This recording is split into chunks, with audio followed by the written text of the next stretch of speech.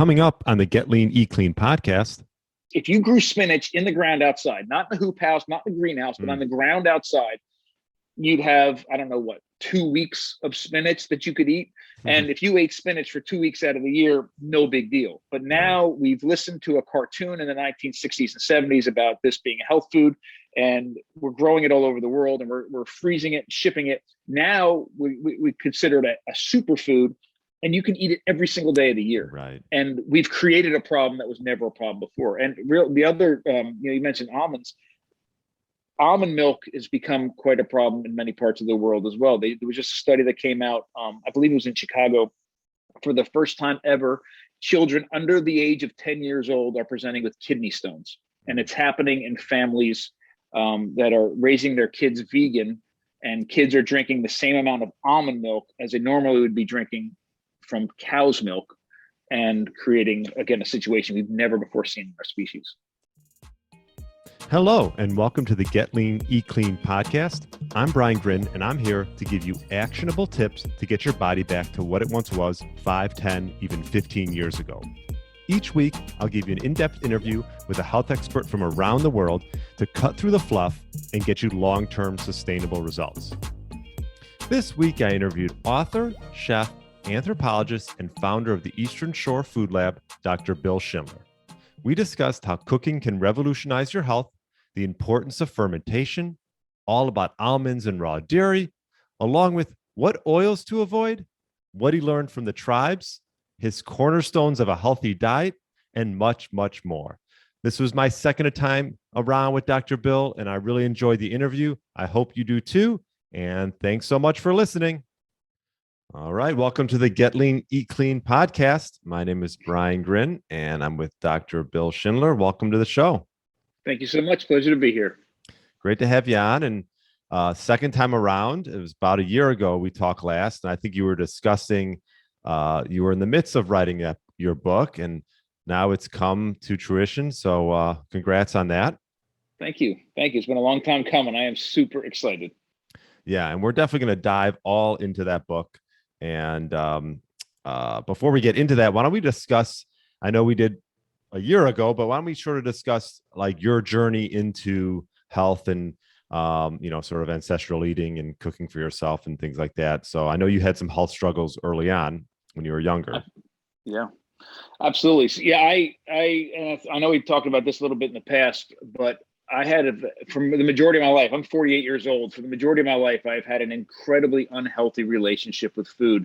And it's so interesting to me because my perspective now on food is, and the way I think we all should be looking at food is that food is something that nourishes us. It nourishes our body, it nourishes our mind, it nourishes our soul. It makes us healthy biologically, it makes us healthy emotionally when we view it the right way and use it the right way.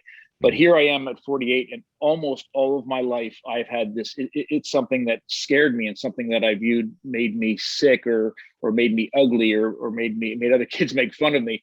And it was a very unhealthy way to live. So I spent, as a kid, I was an overweight, unhealthy kid.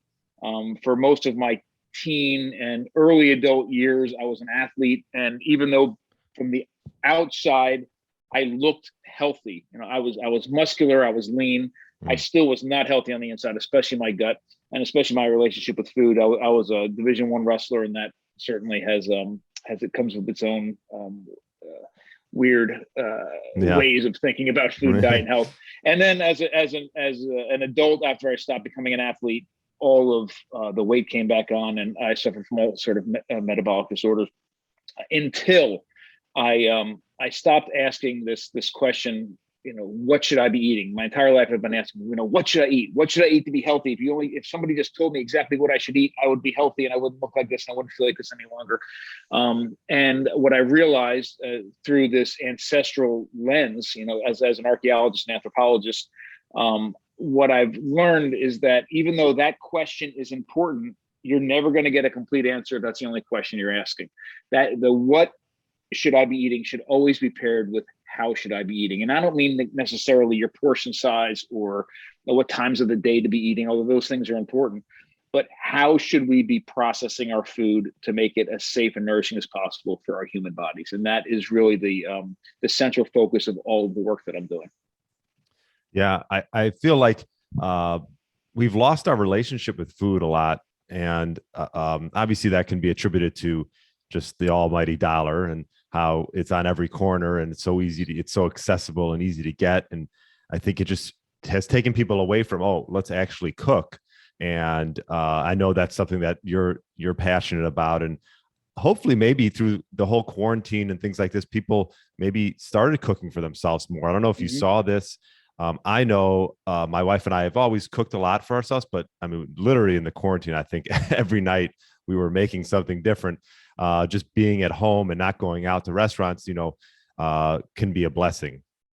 Sure. And it was great. My family and I, we own what's now called the Modern Stone Age Kitchen, but it started as a sourdough bakery. We do much more in sourdough now. But what I love to see especially in this country, but not only this country, other countries as well, at the beginning of COVID, there was a huge yeast shortage. So people who were baking bread at home with their with yeasted breads and their bread makers and all realized that they couldn't make bread any longer with commercial yeast. So they started making sourdough, which I loved. I like the way that it rolled out was it gave people that freedom, that understanding that if I step back and make it one more step from scratch, I don't have to be so reliant on the industrial, modern food system as much. What I thought got missed in that trend was all the health benefits of sourdough, because as soon as yeast started coming back onto the shelves, then not everybody, but many of the people that were making sourdough bread then turned back to the yeasted breads and missed a little bit of that. But yeah, that, and I also saw a huge, at least around here, with some of the shortages that came in the meat industry because of the meat packing and all that. There were a lot of people around me that were asking, I was doing a lot of online butchering classes, and even, believe it or not, even during COVID, some in-person butchering classes, which helped people become less reliant on the packaged meat from the grocery store, which was difficult to get, and more reliant on local abattoirs and local butchers. Yeah. Yeah. And let's actually talk a little bit about sourdough bread. Something that now that I'm interviewing you again, I want to make this with my wife. we don't really eat commercial bread at all. But let's talk about the difference between like just commercial bread and how would you prepare like a sourdough bread? Sure. And let me start off by saying too, I would never tell anyone who's not eating bread that they should start eating bread. Yeah. But the message, and I think that message gets lost because we make a massive quantity of sourdough bread here at the Modern Stone Age Kitchen and truly nourish our community with it. But it's not a, hey, you should be eating bread if you're not. It's a, hey, if you're going to eat bread, right, this is the healthiest, safest, most nourishing version possible of it. This is the kind you should be eating. This is the kind you should be feeding your kids. So here's the difference. If anybody's ever made bread, or even if you've just made pancakes or muffins or cupcakes, you take that flour, and your finished product needs to not be this dense, brick. It needs to have some kind of air on the inside of it for pleasure and for the mouthfeel and for all of that. So we can leaven bread or raise the bread in a number of different ways. And it's been done in a number of different ways throughout history. One way is through yeast. So you have the yeast are trillions, billions and trillions of these microorganisms that eat the carbohydrates, obviously the flour, and the sugars that are in the dough, and produces carbon dioxide and alcohol as a byproduct. So the same yeast that you would use to make beer and wine, because it's making the alcohol, in bread making, we're allowing that, it's producing alcohol that gets cooked off during the baking process. But the carbon dioxide that it produces, which is also in really good beer making, it's the same carbon dioxide that's used to carbonate the beer, also leavens the bread and makes it rise. Cool. We can also use other leaveners, like chemical leaveners, like baking soda and baking powder, and something. Original gingerbread was made with something called hartshorn, which was made from ground up red deer antler in Germany. and make these what we call ammonia cookies because they smell like ammonia, but there's a chemical leavening process. And then the other way to leaven dough is mechanically. So there are some breads and there's some commercial breads that are leavened because they pump air into it. Or around here on the Eastern Shore, there's a historic type of biscuit called a beaten biscuit, where you just mix up flour, water, and salt. You put it in a bag and you literally swing it over your shoulder and you hit a stump. You hit a stump repeatedly. You put it on the stump. You hit it with a sledgehammer. Wow. And what you're doing through that process is actually getting air into it. I've never made it, but I understand my old timers around here that have. When you hit it and it makes a certain sound, you realize that you've pumped enough air into it, and then you can bake these things off, and they're sort of leavened. But for everything I just mentioned, whether it's yeast or chemical leaveners, or even if it's a hartshorn, or even if it's beating the air into it, the gluten that you start with is the gluten that you end with in the final product, right? And gluten and nuts and seeds and legumes, all of those things wreak havoc in our bodies. There is no grain on the planet. There is no nut on the planet. There is no bean on the planet. There is none of that is designed for us to get nutrition out of it. Those grains and nuts and seeds and legumes are all designed they're designed chemically and physically to pass through the digestive tracts of animals unharmed and land in a pile of manure on the other side.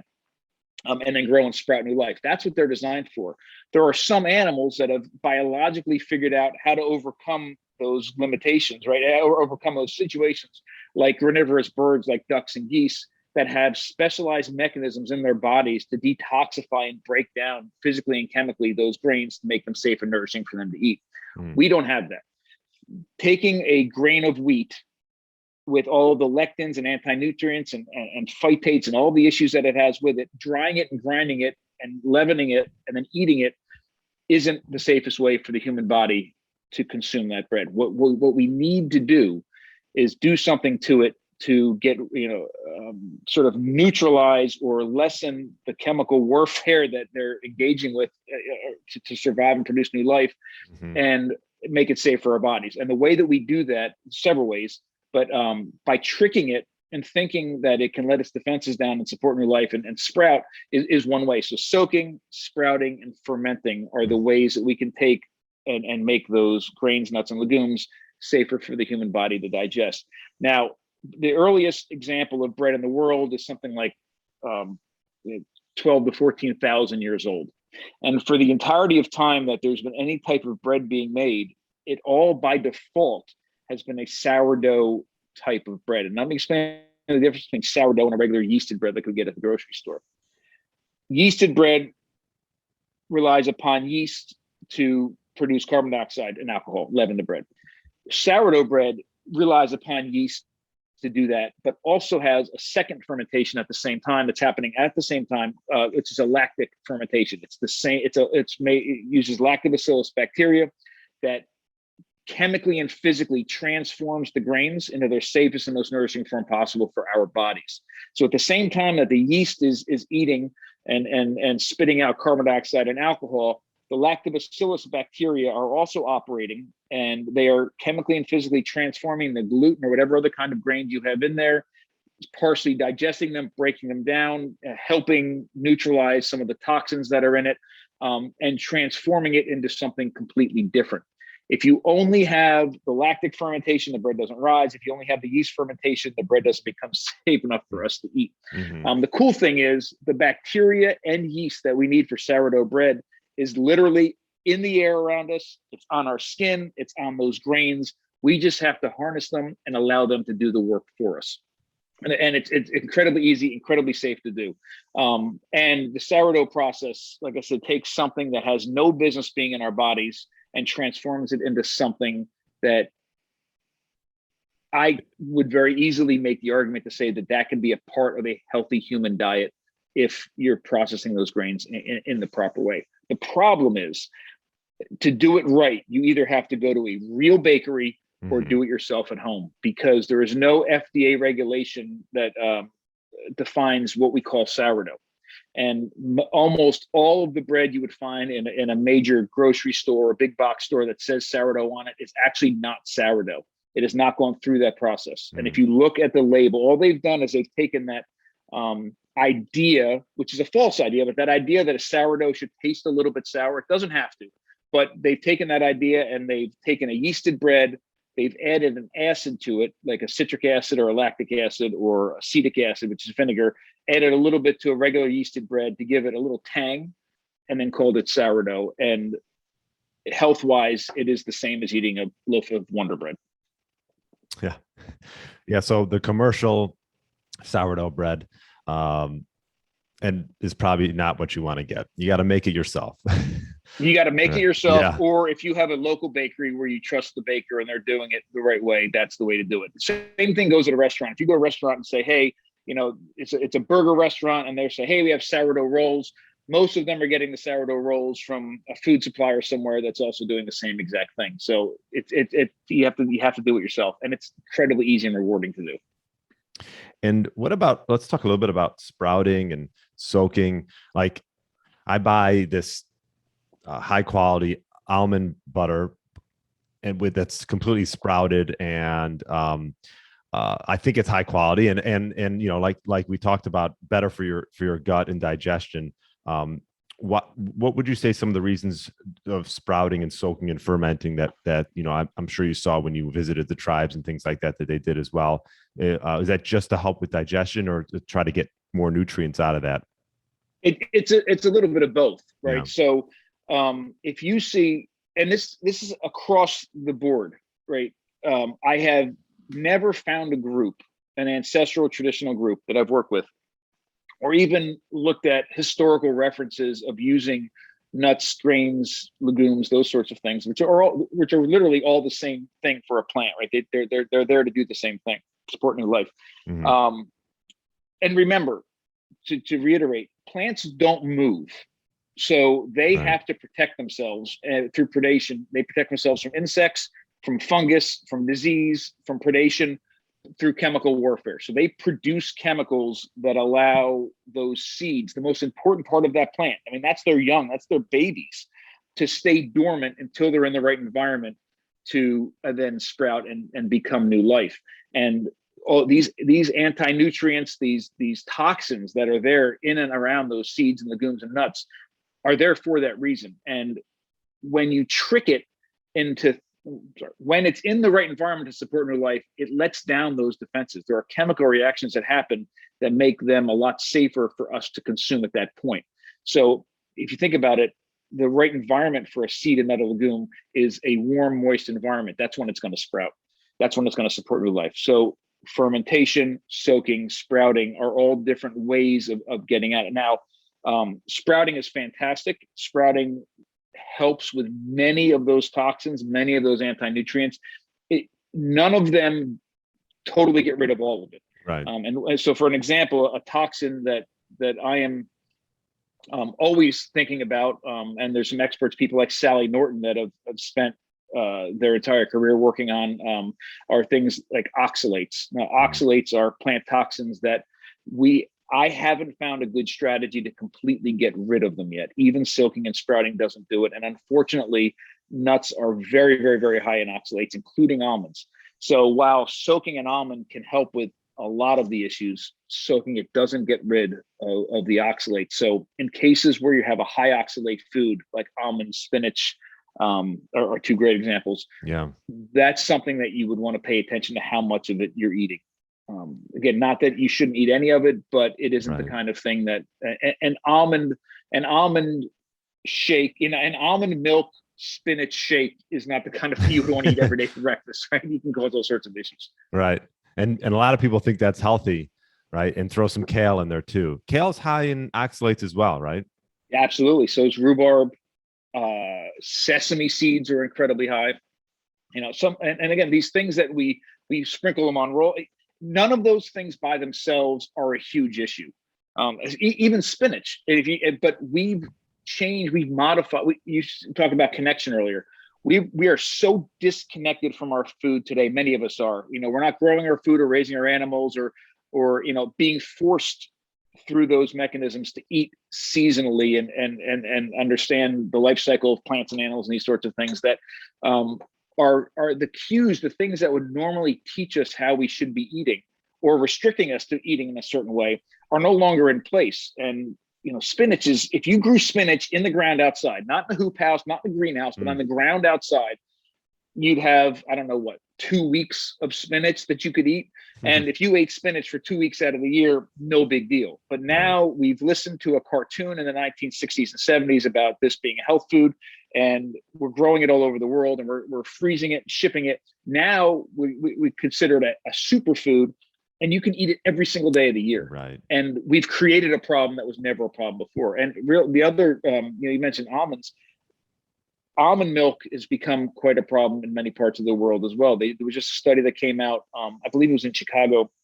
For the first time ever, children under the age of 10 years old are presenting with kidney stones. And it's happening in families that are raising their kids vegan, and kids are drinking the same amount of almond milk as they normally would be drinking from cow's milk, and creating, again, a situation we've never before seen in our species. Yeah, and what about the problem with almonds and the amount of water that they use? I remember reading about that. I think it was something crazy. I don't know, and I don't know if you know the stats on like how much like water it takes to just make one almond. It's quite it's amazing. And most of them are grown, I think, in California for the most part. Yeah, no, I mean, I think you're right. Like like spinach, like you mentioned. We actually have a little bit of garden, and my wife likes tomatoes, and tomatoes, again, a nightshade, and high in probably some anti-nutrients, right? But if you're having them for just a seasonal part of the year and making it and growing it yourself, no harm for the most part, unless you're really sensitive to them. But if you're, like you said, commercially, if you're having them all year round, that's when the issue can come. And think about this with nuts as well. If we've taken those mechanisms away in what we call convenience, right? We've taken the mechanisms that helped us eat incredibly healthy diets away. Something as simple as shelling nuts for us.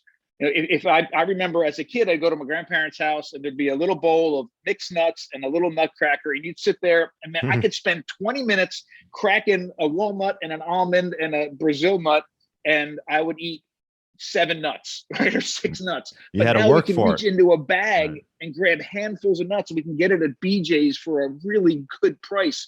And that mechanism that restricted the amount of nuts that we were eating, nuts at a lower level, especially if they're soaked or sprouted, no big deal. Good. They do certainly deliver nutrition. They certainly deliver some bad things as well, but those bad things are limited when we have, imagine if you had to collect the nuts, dry the nuts, roast the nuts, crack the nuts, and then eat the nuts. And now we can drink a quart of almond milk for $2 at BJ's, and all of a sudden we have all these problems we never had before.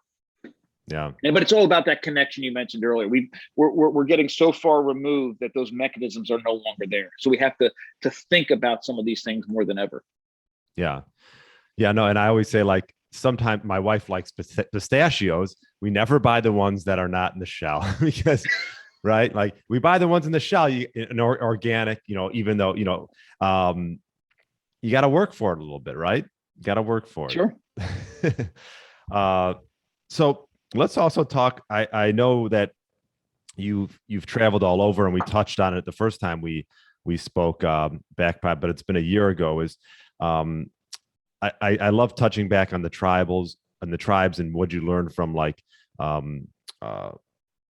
like the Saburu warriors, are the Highlanders. What were some of the things that you learned? I know you drank blood. I'd just be curious to know, is there anything else that sort of stuck out when you visited those tribes? Yeah, a couple things. Fermentation was at any, like I mentioned, any traditional or ancestral group that I've went and spent time with or lived with, learned from, ate with, cooked with, shared food with. Fermentation was at the core of all of their diets. And it wasn't just fermented vegetables like sauerkraut, although those sorts of things certainly do exist. Fermentation was always present. The Samburu and the Maasai are the only, and these nomadic pastoralists are the only two traditional groups I know of that fermented that have dairy in their diets, that fermented dairy isn't the core of it, right? So a great example is in Mongolia. I spent a lot of time in Mongolia. Dairy is at the central core of their food, and it's everything from camel milk to yak milk to horse milk to sheep milk. Wow. I mean, across the board, goat milk, but it's always fermented, and it's fascinating because we tend, when you think about something like lactose intolerance, many of us view lactose intolerance as this weird thing that happens to some humans. In fact, it's the exact opposite. 60% of modern humans right now are lactose intolerant. 40% are lactose tolerant. It is common for mammals to become lactose intolerant after we're weaned off our mothers, and that goes for a cow to a human. And what happens is when we get weaned off our mothers, we stop or slow the production of lactase, the enzyme that breaks down the sugars. Lactose, we become lactose intolerant. Right. We as mammals don't need it anymore, but humans have this interesting thing that we as adults consume dairy from other animals. And what's happened is that there's been a few independent genetic mutations, mostly in Africa and in Europe, where populations subsisted on dairy for a long period of time into adulthood, where they continue to produce lactose, that enzyme, as adults. That's the weird thing. The weird thing is that we've been able to produce lactose into adulthood and consume milk as adults safely. So those of us, but it depends on where you live and your, sort of your genetic past would help determine whether or not you're lactose tolerant or intolerant. So, for example, in North America, Native Americans have almost 100% lactose intolerance. They've never, throughout time, been in a situation where they were consuming dairy from other animals into adulthood, never created that genetic mutation that allowed them as adults to continue to produce that enzyme lactose. Whereas in Ireland, it's the exact opposite. In Ireland, there's almost 100% lactose tolerance into adults. And that really speaks to the long history they've had with dairy. But here's the crazy thing with Mongolia. In Mongolia, where dairy is central to their diets, they have a very low lactose tolerance in adults. And the reason is because they're always fermenting their dairy. And when you ferment the dairy, just like when you're fermenting sourdough bread and the lactobacillus bacteria are eating the sugars and eating the carbohydrates, the lactobacillus bacteria in a dairy ferment, and I mean dairy ferment, things like yogurt or kefir or cheese, real traditional cheese, the lactobacillus bacteria eats the sugars in the milk, the lactose. Right. And I'm sorry, when I was saying the enzyme, I meant lactase, but it eats the lactose sugar. So a fully fermented dairy product or dairy food has very little or zero lactose in it. So it doesn't matter if your body's not producing the enzyme lactase, you don't need it because the final product doesn't have it in it. Plus, in real live fermented dairy products, you are actually getting some of that enzyme when you're consuming it. So you're getting some of that lactase, that enzyme, into your body, and it can help you digest any of the stuff that's left.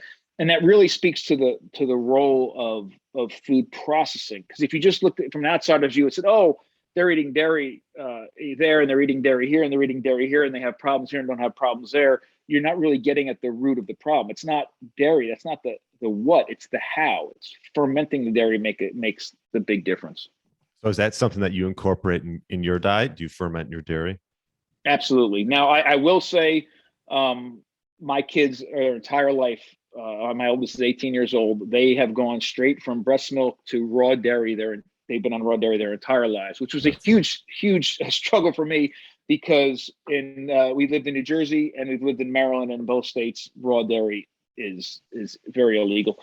So we had to travel quite a bit to get it from local sources that we shouldn't have legally. But they've been on raw dairy their whole lives. But more importantly, so high quality raw dairy, but more importantly, drinking a glass of milk wasn't a common thing in our house. And it's not a common thing historically or prehistorically as well. That's a really weird thing. Almost all the dairy we consumed in our house always, and still continue to, has been fermented. So cultured butter, kefir, yogurt, real cheeses, those sorts of things. So the fermented dairy that's on the market, like if you go to Whole Foods, you would say that would be something that would be okay to eat? It'd be much better. So again, we get back to it's like the sourdough thing. If you have the time, if you have the time or the inkling to do it, it'd be much better to do it in your own home, because you have control over what the source of that dairy, and that you're actually doing a really good job of the fermentation. But high quality yogurts, high quality kefirs, high quality real cheeses, high quality cultured butter, those foods you can buy, and the commercial versions of them is a lot better than drinking a glass of milk. 100%. Now, when you get your raw dairy, you're just drinking it straight, right? Or are you don't need are you fermenting it too? No, we're still fermenting it. And let me tell you why. When we humans don't have a very efficient digestive tract whatsoever, and we have to work very hard to take these foods that we're not designed to eat, whether it's a grain or whether it's dairy or a whole host of other things I can mention that we're not designed to eat, and we have to process it properly to get it ready for our bodies so that we can safely and fully get all the nutrition it has to provide to us. Most of the time we're mimicking what happens in another animal's digestive tract. So if we're fermenting or soaking grains or spread, that's happening inside of things like ducks and geese that are naturally designed to consume grains. Right. Dairy, we have to mimic, I fully believe. Let me back up. I'm sorry. The only perfect food for humans, the only food that we're entirely perfectly designed to consume, let me guess, as a species is what? Is dairy. And that really that's the only perfect food for humans, but that's only for a short period of our life, right? We're only designed to consume it when we're infants. When we get weaned off of that dairy, I mean, that's what defines us. I mean, we're mammals, that's what we do. But when we get weaned off of milk, we biologically change, and we're not producing the same enzymes, things like lactase, that allow us to safely consume that dairy any longer. What we need to do, I'm convinced, what we need to do as adult humans, if we want to consume dairy, is to consume it, to process it outside of our bodies the way that it was processed inside of our bodies to get it ready for the rest of our digestive tract. So when we drank milk as an infant, this is how it works. We drink from our mothers. That is raw, completely alive milk, full of beneficial bacteria, already in the process of fermenting when it's going into our mouths. It goes into our stomachs, into our guts, and it gets hit with several different enzymes that we naturally produce. Lipase, which breaks down fat, chymosin, which coagulates, or chymosin-like enzyme, which coagulates the milk, and lactase, which breaks down the sugars. And we coagulate the milk in order to slow it down in our digestive tract so it can chemically and physically break down fully and ferment before it goes into our small intestines, where we absorb all the nutrients from it. So what we're essentially doing as infants, that chymosin-like enzyme in the cheese-making world is known as rennet. And that's exactly where we get rennet to make cheese. We get it from the unweaned stomachs of unweaned animals, like calves, for example, where they're naturally still producing this enzyme. That's where we create curds and the byproduct whey. So if we're fermenting that dairy before we consume it, and especially if we're fermenting it and then we're coagulating it and we're making real high quality cheeses, that's exactly what we did as infants, as humans. So we are not designed. We never have been designed to drink glasses of milk or put it on our cereal and eat it like this. But we can mimic that original process when we were infants by fermenting the milk and then consuming it. And for most adult humans, if it's from a high quality source and it's been fermented, we can get high quality nutrition from that milk. So the question is, I live in Illinois, right? There's a farm maybe 45 minutes away, and I definitely want to get some raw dairy. So in sort of a short version, how would we ferment that? Okay. Remember this. If the bacteria that allow this is all these fermentation relationships, these biological symbiotic relationships that have formed over millions of years, right? The bacteria that's in that milk, the beneficial bacteria, they have been designed through selective pressures over millions of years to operate at body temperature.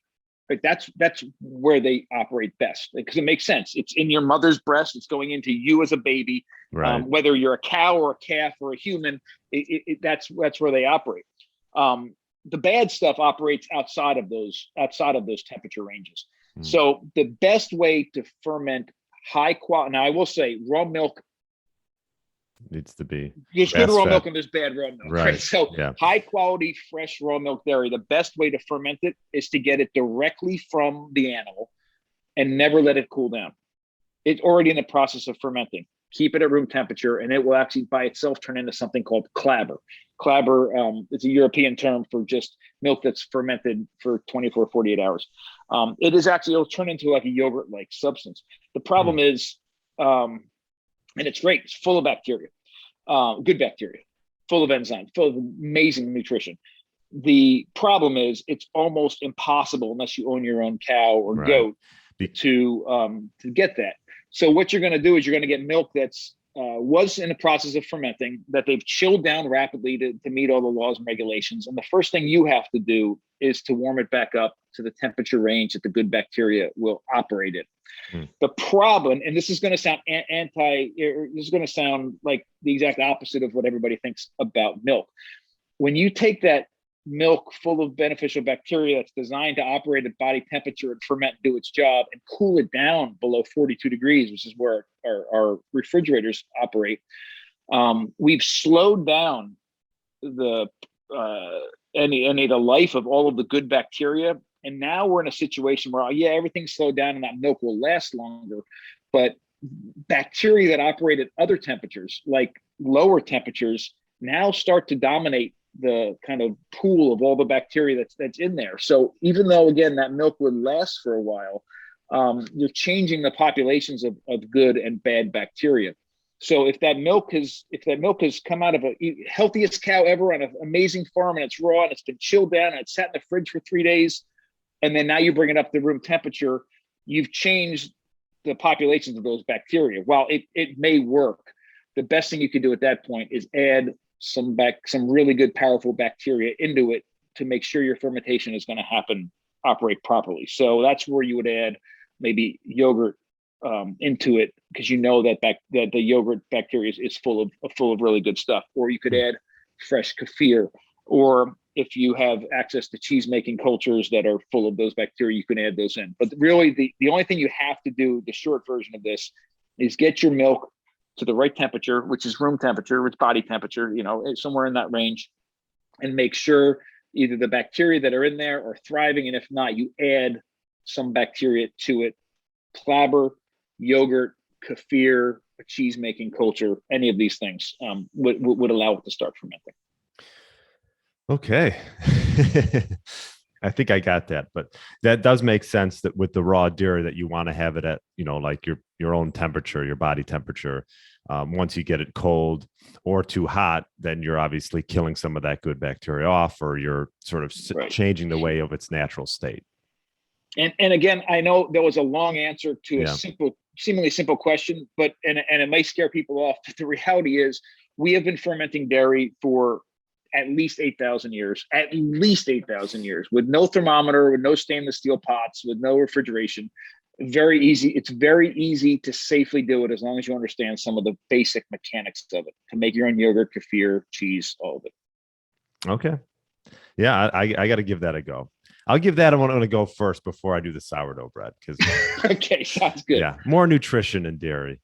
But yeah, it's funny. Dairy is like one of those topics. I have so many people on my podcast, and we talk. You got certain people are so against it. Some people are, more for it, depending on where, what type of diet they have. I mean, like you said, I think it depends on where you're getting it from.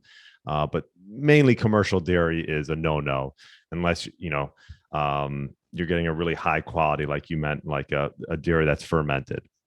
Right. So to move on from that, why don't we talk about some cornerstones of a healthy diet?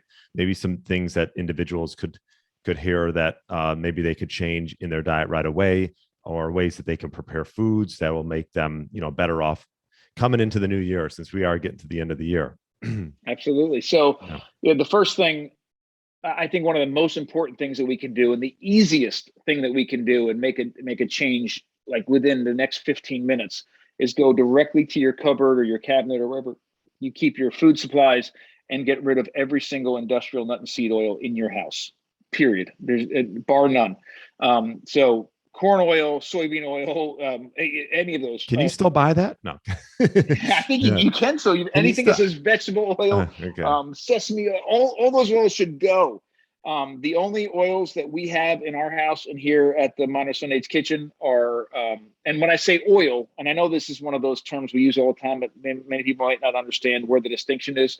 The distinction between what we call oil and what we would call, say, fat is oil is liquid at room temperature, and fat, like butter, lard, tallow, is usually solid at room temperature. So the only oils that we have at all are avocado and olive oil, which are not nut oils. They're both fruit oils. And the reason we have those is, first of all, they have a much longer history, especially the olive oil in our diets, than any industrial cottonseed oil or any of the other things. But they give up their fat, their lipids, incredibly easy. They don't need a lot of pressure. They don't need chemicals. They don't need any of those things to give up their fat. So it's not a huge industrial process that's already screwed it all up before we have access to it. And the only nut oil that we use is coconut oil. And the same thing, even though it's considered a nut, it gives up its fat so incredibly easy that we don't need any of the high dollar machines and all this to do it, and the chemical processes. However, in all of those cases, we should be very careful about heating them up.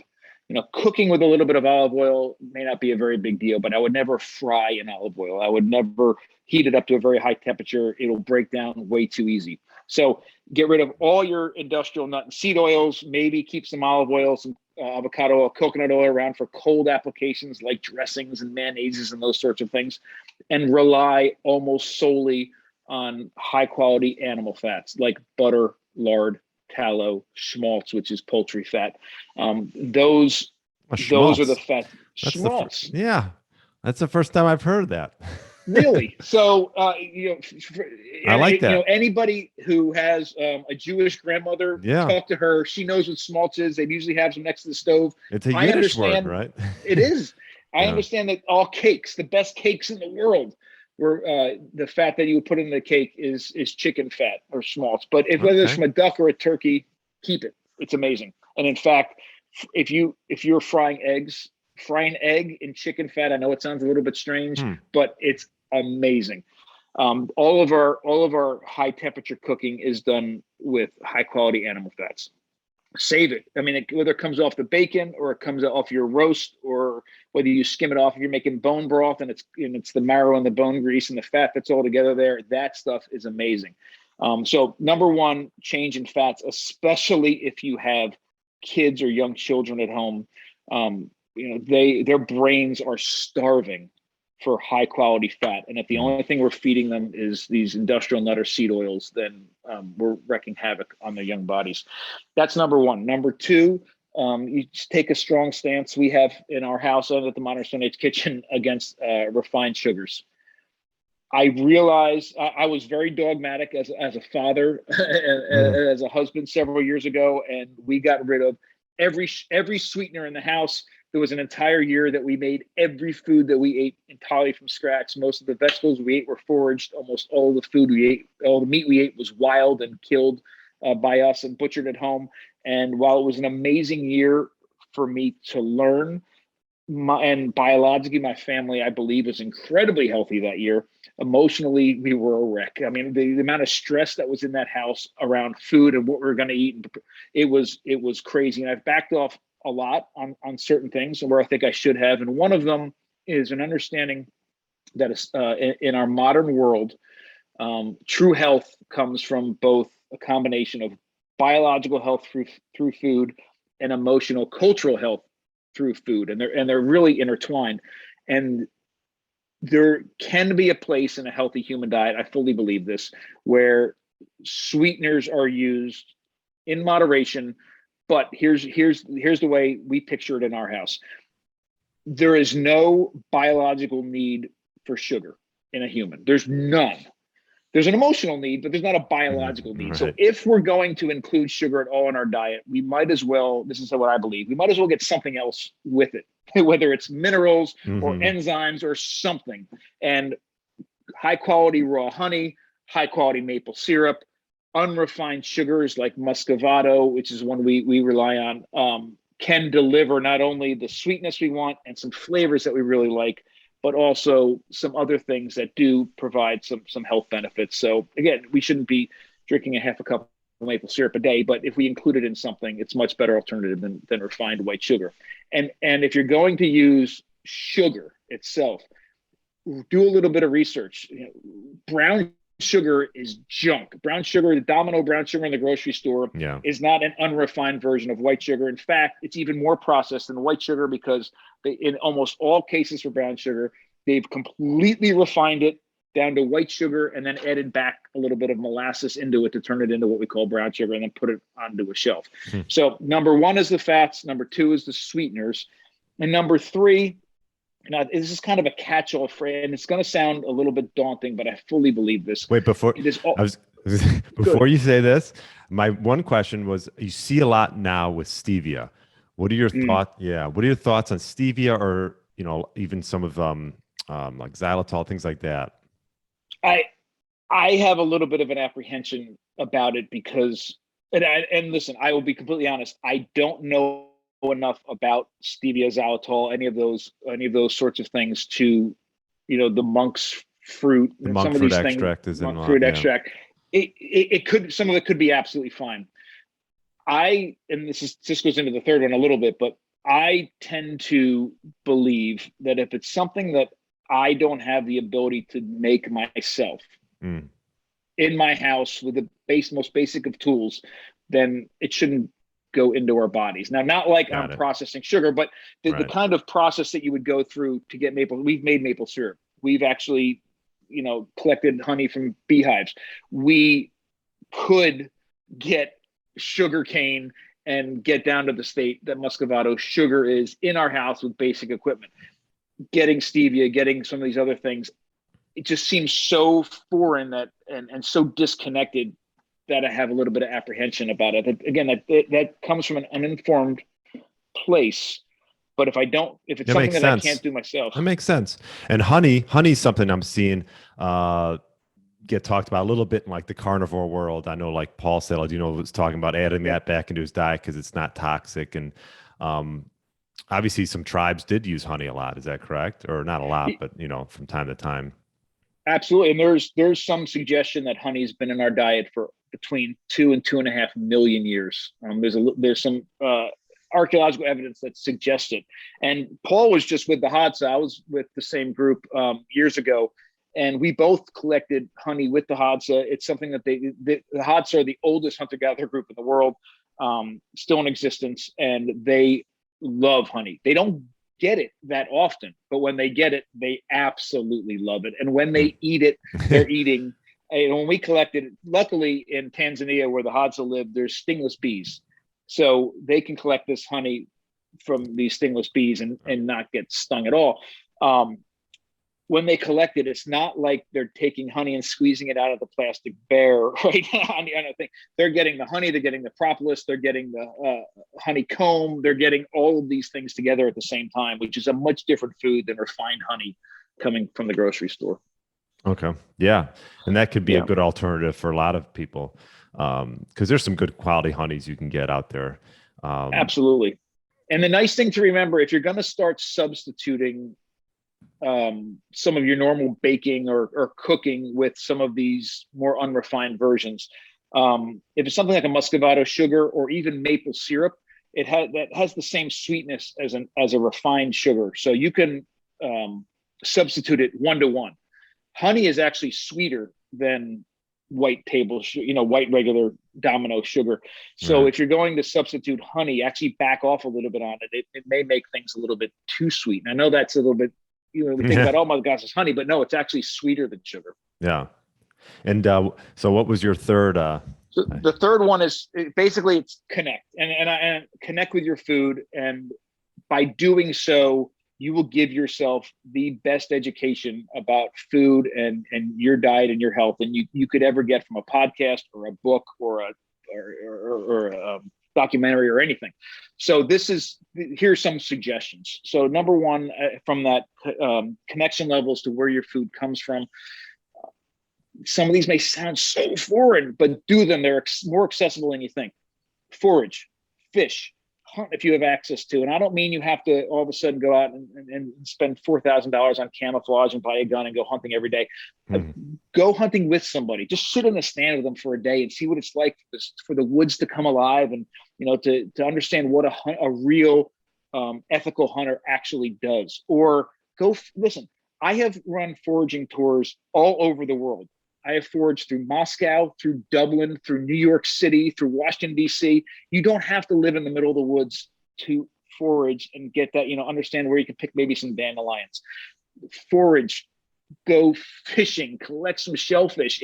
Any of those sorts of things, are ways that we accessed food for millions of years that most of us don't believe we have access to, but we do. And even if you do it once a season or even once a year, it reminds you of that connection, that seasonality, that localness of food that's incredibly important.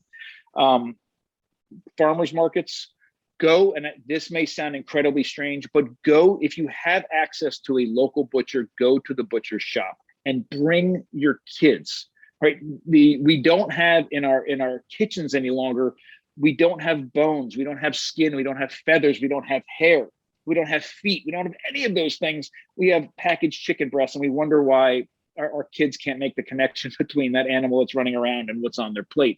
And when we miss that, we're missing and respect and control over our food system that we really need to get back to. I truly believe that the healthiest human diet includes animals, completely nose to tail approaches to animals, but I reject the modern industrial meat industry, which you can easily do both of those things at the same time. So connect yourself and your kids back with where their animals are coming from. Shop and buy the largest, not the largest cut of meat, the largest part of an animal you can get. Get a whole chicken, get a shoulder of a pig, and break that down. And it sounds, again, strange, but even that sound, even if your kids are watching TV in the other room and you've brought something home that resembles an arm, and they hear your knife scraping against the bone. I mean, these are sounds that most modern American kitchens don't have in them any longer. It's sights they don't have in them any longer. And most of us, again, think that this is some sort of convenience and we don't have to bother ourselves with these things anymore. But it comes at a huge cost. And bring that stuff back into the kitchen. And then really a huge thing that I recommend a lot is take the foods that you and your family eat all the time. Not your Thanksgiving dinner, not your Christmas dinner, not your Sunday dinner, the foods that you guys eat every day, and pick one of those meals and cook it entirely from scratch, one time. Yeah. And by doing so, even if you screw it up and it's inedible and the dog won't even eat it, you have learned more about that food than you'll ever learn from a book or anywhere else. And even if you always buy it from that point forward, you can go to the grocery store and look through all the marketing and all the advertising, find the right version of that food, the best version possible for you, your family, the environment, for the animals, for all of it. And not only are you bringing that food home and serving it to your family, but you're also using your money to support those food producers that are doing the best job possible. That's the kind of connection that we need. And that is, I think, will catapult you light years ahead in trying to nourish your family. Yeah, I love that. And to summarize, avoid refined sugar and industrial seed oils, right? And then connect with your food. Perfect. Absolutely. And before we finish up here, I know, maybe let people know where they can find your book. I'm assuming Amazon, but Eat Like a Human, Nourishing Foods and Ancient Ways of Cooking to Revolutionize Your Health. Absolutely. So I'm so excited. I literally last night, the box of books came. This has been 10 years of writing and the entire family involved in producing this book. And what we've done in this book is I realized that the way I've learned to feed my family has been incredibly valuable to our family, and we just wanted to share it with the world. Our approach to food, our outlook on our relationship between humans and the world around us, and most importantly, how to take those messages and make them work into something. What are the takeaways from that? Recipes and tips and tricks. So the beginning of the book is sort of a cursory but in-depth at the same time look at our ancestral dietary past over millions of years. And then the book is broken down into sections: plants, animals, grains, maize, dairy, and so on. And there's a little bit of history and stories in each one of these chapters, stories about groups that we've lived with and learned from around the world. And then there's takeaways in every single chapter, recipes and tips, and real world takeaways that you can apply in your kitchen. It teaches you how to make sourdough bread. It teaches you how to make cheese. It teaches you how to nixtamalize maize, how to do basic butchering and those sorts of things, how to use the entire animal. The book, it releases on November 16th, and it's available in all major book outlets, Amazon, Barnes and Noble, those sorts of things. Yeah, this is great. And I think this is something that the world needs because, like you mentioned, we've just, like we talked about in the beginning, we've just lost our connection with how important food is and how food can, you hear it all the time, but food can heal. And when you really get to the root of it and you learn some of the basic techniques that you teach, I'm sure in the book, it's a great way to just take those small steps to, put you ahead of where how you've done things in the past and can, like you mentioned, revolutionize your health. Absolutely. Yep. So, and I'm so excited because it is accessible. It is recipes and tips that you can do in your own kitchen, whether you're in a flat in New York City or in a house in the middle of Kansas, right? It's across the board, incredibly accessible.